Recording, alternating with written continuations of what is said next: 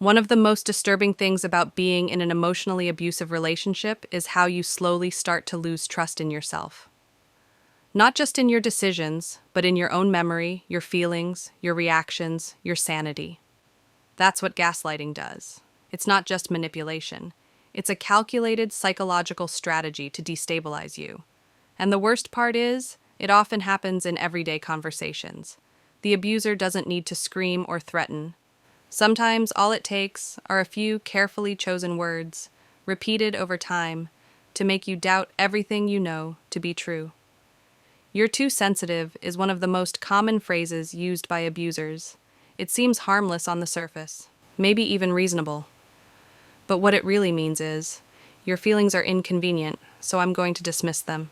You bring up something that hurt you, and instead of listening, they flip it around and make you the problem. Suddenly, it's not about what they said or did, it's about your supposed emotional weakness. And when you hear that often enough, you start to believe it. You start wondering if you're overreacting all the time.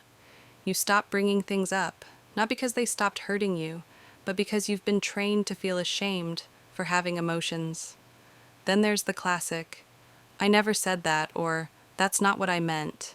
This is where reality starts to bend. You remember the conversation, you remember how it made you feel, but they deny it flat out, or twist it into something completely different. Now you're stuck between two versions of the same event.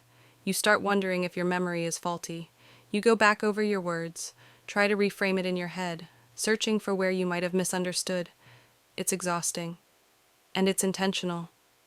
The more you question yourself, the less you challenge them. "I was just joking," or "Can't you take a joke?" is another subtle but powerful tool.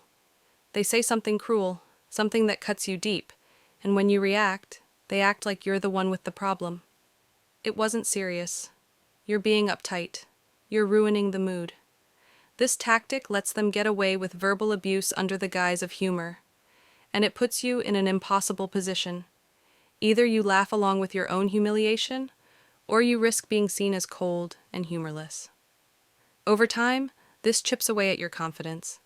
You stop responding. You learn to smile through the sting.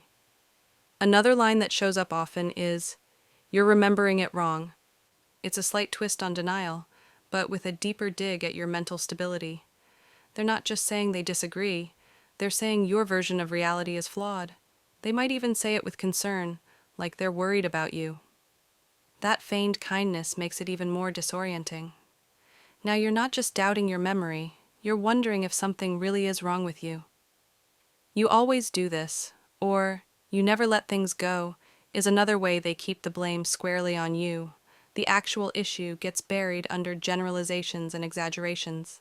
Instead of resolving anything, the conversation becomes about your patterns, your shortcomings, your inability to move on. They're never accountable. They never reflect.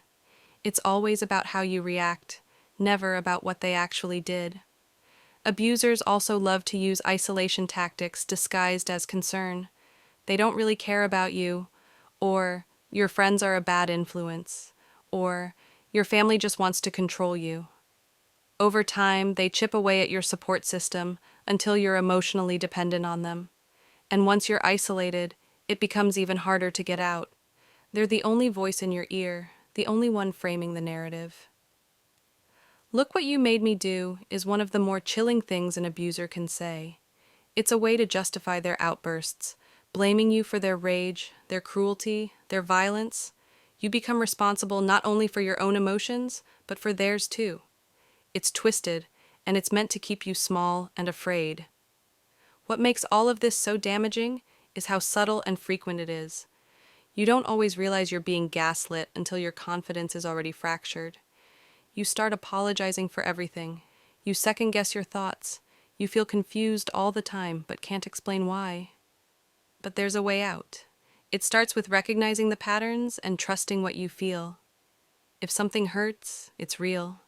If something feels off, it probably is. You're not too sensitive. You're not making it up. You're waking up to the truth. And that's the first step to taking your power back.